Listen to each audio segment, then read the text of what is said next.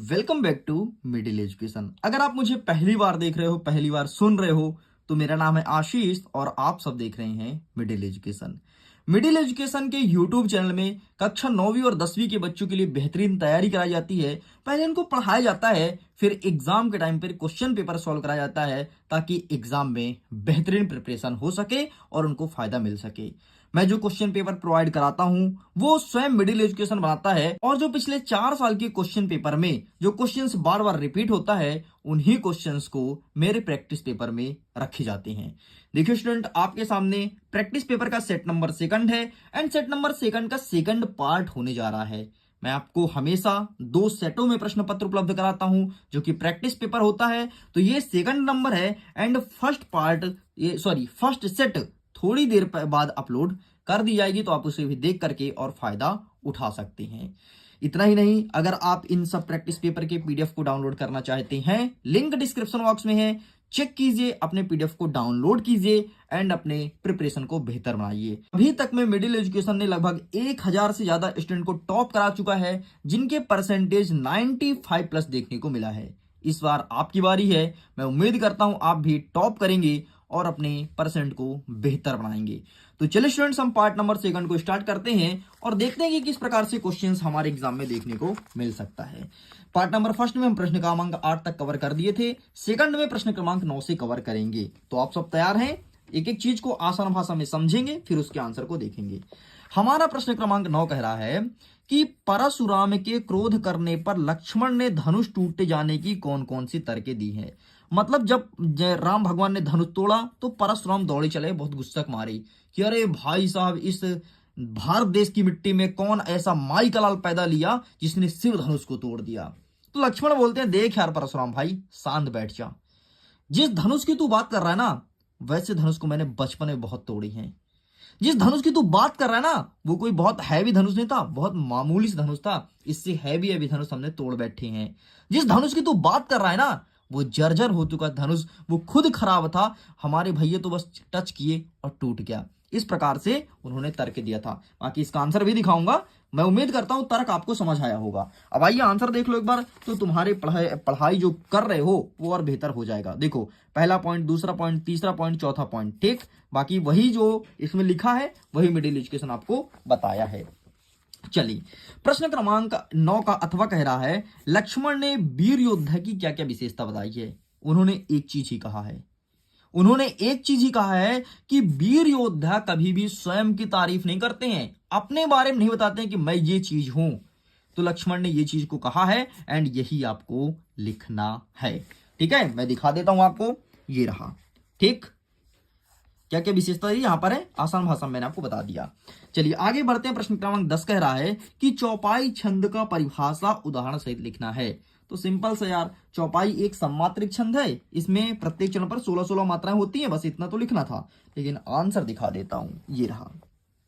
चौपाई एक सममात्रिक छंद है, प्रत्येक चरण में 16-16 मात्राएं होती हैं और अंत में 2 गुरु होते हैं। यदि याद रहे तो लिख सकते हो, नहीं है तो कोई दिक्कत नहीं। हाँ, एग्जाम्पल जरूर लिखना। रघुकुल रीति सदा चली आई, प्राण जाई पर वचन न जाई। इसे कहते थे अयोध्या के राजा दशरथ कहते थे कि रघुकुल रीति सदा चली आई, प्राण जाई पर वचन न जाई। मतलब हमारा प्राण चला जाएगा लेकिन जो हमने वचन दिया था उसको जरूर निभाएंगे। चलिए, इसी का अथवा कहता है कि लक्ष्मण की बातें से परशुराम पर क्रोध क्यों आया। मतलब परशुराम क्रोधित क्यों हो गए। तो लक्ष्मण की बातें सुनकर के वो इसलिए क्रोधित हो गए थे क्योंकि लक्ष्मण ने उनको बहुत भला बुरा सुनाया कि यार तू अपने आप को बहुत महान बता रहा है, तू क्या चीज है, तू मुझे जानता नहीं है। इस प्रकार से उन्होंने बहुत अभद्र भाषा का प्रयोग किया था और व्यंग मार करके बोला था, इसलिए वो भड़क उठे थे। बाकी यहाँ पर देख लो, लिखा गया है। चलिए साइड करते हैं। नेक्स्ट कहता है प्रश्न क्रमांक 11, सेनानी ना होते हुए भी चश्मा वाले को लोग कैप्टन क्यों कहते थे। ऐसा क्या रीजन था कि उन्हें लोग कैप्टन कह करके बुलाते थे। तो सिंपल सा रीजन ये था कि जो वहां पर मूर्ति थी ना, तो मूर्ति पर वो चश्मा लगा दिए थे। ठीक, अब देखो आंसर यहां पर लिखा गया है। सेनानी ना होते हुए भी चश्मे वाले को लोग कैप्टन इसलिए कहते थे क्योंकि उनके मन में देशभक्ति और देश प्रेम की भावना थी। नेताजी का चश्मा जो नेताजी की मूर्ति जो चश्मा विहीन थी, उनका हृदय आहत हुआ था और उन्होंने नेताजी के मूर्ति पर चश्मा पहनाया था, मतलब देश के क्रांतिकारी के प्रति अपार श्रद्धा थी, इसलिए लोग उन्हें सेनानी कहते थे। मतलब ये तो सेना है। ठीक है, आगे बढ़ते हैं। अथर्व कहता है नेताजी सुभाष चंद्र बोस की मूर्ति को देख करके लेखक के मन में कौन सी कमी खटकी? तो लेखक के मन में यही कमी खटकी कि नेताजी सुभाष चंद्र बोस जो चश्मा पहनते हैं और इस मूर्ति में उन्होंने चश्मा पहना ही नहीं है। ठीक है, यहाँ पर देख लो, वही आंसर लिखा गया है, मूर्ति पर चश्मा नहीं दिख रहा है, उन्हें चश्मा की कमी खटकी, बस यही लिखना है। ठीक है, जो मैं सुना रहा हूं ना तुमको यार, वही सब लिखना है। नेक्स्ट कहता है कि कैप्टन कौन था, वह मूर्ति के चश्मे को बार बार क्यों बदल देता था?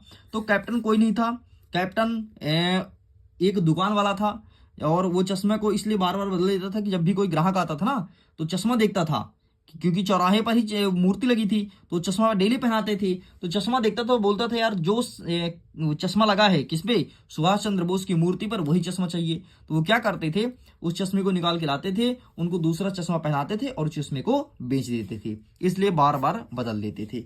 आंसर क्या लिखोगे ये भी दिखा देता हूं। ठीक है, 1 सेकंड जस्ट वेट। ये रहा जी, ये आंसर रहा, आप इसका फोटो क्लिक कर सकते हैं। साइड करते हैं। नेक्स्ट इसी के अथवा कहता है कि नेताजी की मूर्ति पर कौन सी कसर खटकती थी और क्यों? वही चश्मा खटकती थी, क्योंकि उनकी मूर्ति पर चश्मा नहीं लगा था। आसान भाषा में यही उत्तर है, बाकी लिखना कैसे है ये भी दिखा देता हूं। ये रहा, ठीक, पूरा पढ़ लेना, यही लिख के आना है। आगे बढ़ते। नेक्स्ट कहता है 13वां नंबर, भगत की पुत्र वधू उन्हें अकेले क्यों नहीं छोड़ना चाहती थी? इनकी भी कहानी सुन लो। क्या हुआ था, भगत की कोई बेटा नहीं था, ठीक है, और भगत अकेले बचे थे, उनका तबीयत भी खराब रहता था, उनका स्वास्थ्य भी गड़बड़ रहता था। उनकी पुत्री कहती थी ना यार कि हम अकेले इनको नहीं छोड़ेंगे, क्योंकि इनका देखभाल कौन करेगा, इसलिए वो उन्हें अकेले नहीं छोड़ना चाहती थी। यहां पर लिखा है इसका आंसर, स्क्रीनशॉट ले लो। ठीक है, देखो यहां पर क्या चीज लिखा है, वह उनके लिए भोजन और दवा दारू का प्रबंध करना चाहती थी। वो दारू थोड़ी ना पीते थे, दवा ठीक है, दारू नहीं लिखना चाहिए, ठीक है, लेकिन किताब वालों ने चलो छाप दिया, लेकिन अपन को ध्यान रखना है। अथवा कहता है कि झिलमिल सितारों की रोशनी में नहाया गंतोक लेखिका को किस तरह सम्मोहित कर रहा था? इसका आंसर आप हमें देंगे कमेंट सेक्शन में लिख करके। आपके लिए एक होमवर्क तो होना चाहिए ना यार, होना चाहिए ना, मैं भी तो जानूं तुम्हारी पढ़ाई कितनी चल रही है, तुम कितने प्रिपेयर हो अपने एग्जाम के लिए करे, क्योंकि कल ही एग्जाम है। चलिए आगे बढ़ते हैं। नेक्स्ट हमारा 14 नंबर कहता है कि जयशंकर प्रसाद एंड सूर्यकांत त्रिपाठी निराला की काव्यगत विशेषताएं लिखनी है।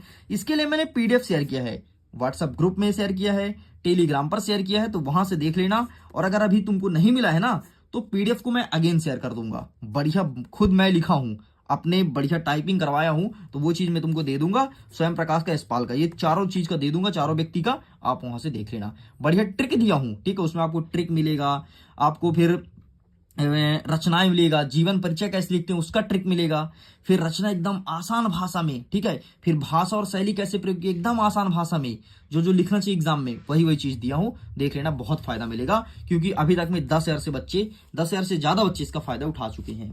आगे बढ़ते हैं। प्रश्न क्रमांक 16 कह रहा है कि मुहावरे का अर्थ देना है और वाक्य में प्रयोग करना है। ठीक है, ये भी दिखा देता हूं। पहला नंबर कहता है अक्ल का दुश्मन, दूसरा नंबर कहता है अंगूठा दिखाना, तीसरा नंबर कहता है कि आग में घी डालना, और चौथा बस 3 है। ठीक है, अक्ल का दुश्मन होता है मतलब मूर्ख व्यक्ति, और अंगूठा दिखाना मतलब कोई चीज से इंकार करना है, मना करना है, धोखा देना, और आग में घी डालना मतलब होता है गुस्से को बढ़ाना। तो ये रहा भाई साहब आपके सामने पहला, दूसरा, और आग में घी डालना ये रहा तीसरा। ठीक, तो आप यही सब लिख करके आना है आपको।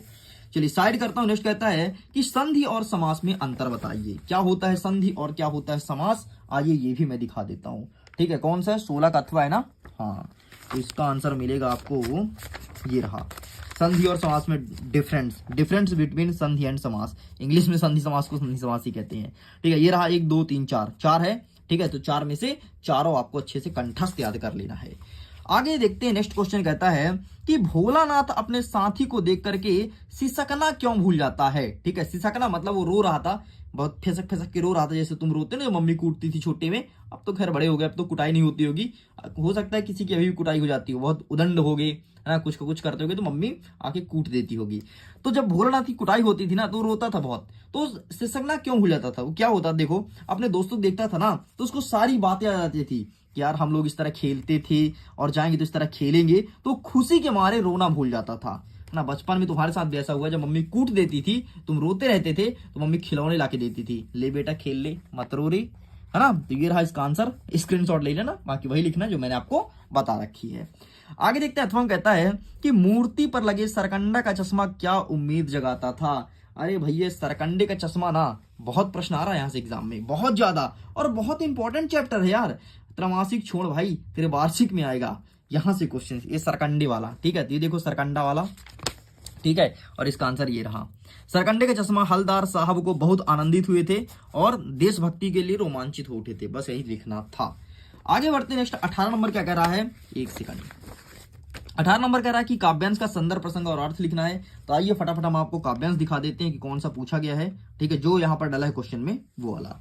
तो इसका ये रहा, क्या है, सूर्य समर है ना, तो ये रहा, ठीक, ये रहा आपके संदर्भ, ये रहा प्रसंग, ये रहा भावार्थ, बस इतना तेरे को लिखना था। चलो भाई पेज पलटाते हैं, आगे क्वेश्चंस को देखते हैं। आगे अथवा क्या कहता है, मधुप गुनगुना कर, मधुप गुनगुना कर, मधुप, ये रहा मधुप वाला, देख लो, ये रहा संदर्भ, ये रहा प्रसंग, ये रहा भावार्थ, इतना आपको लिखना है यहां तक। गॉट इट, इतना कंप्लीट करेंगे। आगे बढ़ते हैं, प्रश्न क्रमांक 19 कह रहा है निम्नलिखित गद्यांश की संदर्भ प्रसंग अर्थ लिखिए, ठीक है। इस गद्यांश का लिखना है, और गद्यांश का भी दिखा देते हैं कैसे लिखोगे।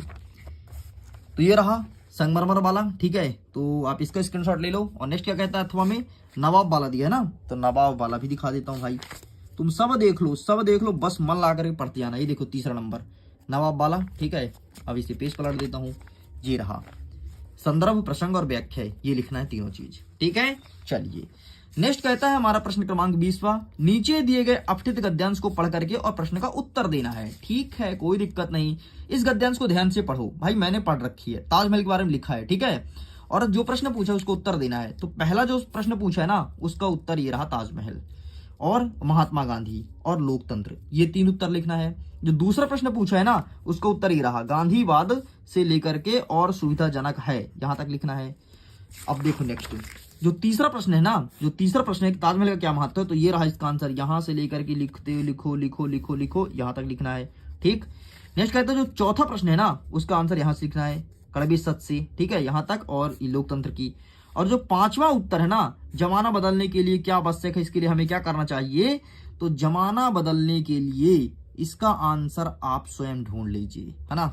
इसका आंसर मैं बता देता हूं, ये यहां से है, अब इतना पढ़ लेना यार, हिंट दे दिया हूं, आगे जाओगे तो यहां तक, चलो बता ही देता हूं रे, यहां तक है, लो, है ना, तुमको नहीं तो बोलोगे यार सर एक और बता देते, लो 5वां नंबर कंप्लीट। चलिए आगे बढ़ते हैं, प्रश्न क्रमांक 21 कह रहा कि वार्षिक परीक्षा की तैयारी के लिए पिताजी और माताजी को पत्र लिखना है, ठीक है। नेक्स्ट अथवा कह रहा है कि साला शुल्क माफी के लिए आवेदन पत्र लिखना है प्राचार्य साहब को, तो ये भी दिखा देता हूं। एक तो तुमको करना पड़ेगा यार, ठीक है, ये वाला तुमको करना पड़ेगा ऊपर वाला, बाकी नीचे वाला मैं दिखा देता हूं, है ना। भाई कुछ तुम भी करो यार, है ना, सब मैं करके दे दूं तो फिर क्या मतलब, मैं बता देता हूं कैसे कैसे पढ़ना है। चलो ये रहा इसका आंसर, स्क्रीनशॉट ले लो। आगे बढ़ते, नेक्स्ट कहता है 22वां नंबर, पर्यावरण की सुरक्षा के विषय पर माँ बेटे का संवाद लिखना है। मतलब माता और बेटा बात कर रहा है कि मम्मी पर्यावरण की सुरक्षा कैसे किया, तो मम्मी बताती है, सिखाती है, तो ये रहा भैया, ठीक है, ये लिखोगे, फिर आगे ये लिखोगे, ये यहाँ तक। बाकी ये तो तुम अपने से लिख सकते हो, है ना, जैसे पर्यावरण को बचाना है, तुम मम्मी और मम्मी से, और तुम कैसे बात करोगे, तो बस अपना बात लिख देना, खत्म, इतना सरल था। संवाद का ही पूछना सबसे सरल होता है संवाद। नेक्स्ट कहता है कि आपको रूपरेखा सहित निबंध लिखना है, रूपरेखा भी लिखना है भाई, देख लो, और निबंध भी लिखना है। तो रूपरेखा पहले लिखना, तब निबंध लिखना, तभी जाकर के पूरा नंबर मिलेगा। देखो, सिनेमा पर समाज का प्रभाव, शिक्षित बेरोजगारी, दैनिक जीवन में महंगाई का असर और शिक्षा के क्षेत्र में इंटरनेट की उपयोगिता। वही दिखा देता हूँ, कोई एक तो देखा ही लो तुम, इंटरनेट की उपयोगिता ही देख लो, है ना, कोई भी एक देख लो, बाकी तो तुम तो कर जाओगे, जो तुमको ठीक लगे वो तुम लिख लेना। चलो तो इसको देख लेना यार, ठीक है, अब मुझे ढूंढने में टाइम लगेगा, है ना, कहाँ पर ये लिखा है, तुम देख लेना, ये तो क्वेश्चन बैंक में अवेलेबल होता ही है। चलिए, तो मैं उम्मीद करता हूँ वीडियो काफी पसंद आया होगा। अगर पसंद आया, बहुत कुछ समझ आया है, आपके लिए क्वेश्चन पेपर जो कि प्रैक्टिस पेपर है फायदेमंद रहा हो, तो प्लीज वीडियो को लाइक करके दोस्तों के साथ शेयर जरूर करना, ताकि उनको भी फायदा मिल जाए। एंड जल्दी मिलेंगे आपके सामने हम सेट नंबर ए के साथ। सेट नंबर ए का थोड़ी सी मैं दिखा देता हूं किस प्रकार से रहेगा। इस प्रकार से रहेगा सेट नंबर ए, और इसको जल्द ही मैं सॉल्व कराने वाला हूं। वीडियो को एंड करता हूं। एग्जाम के लिए ऑल द बेस्ट।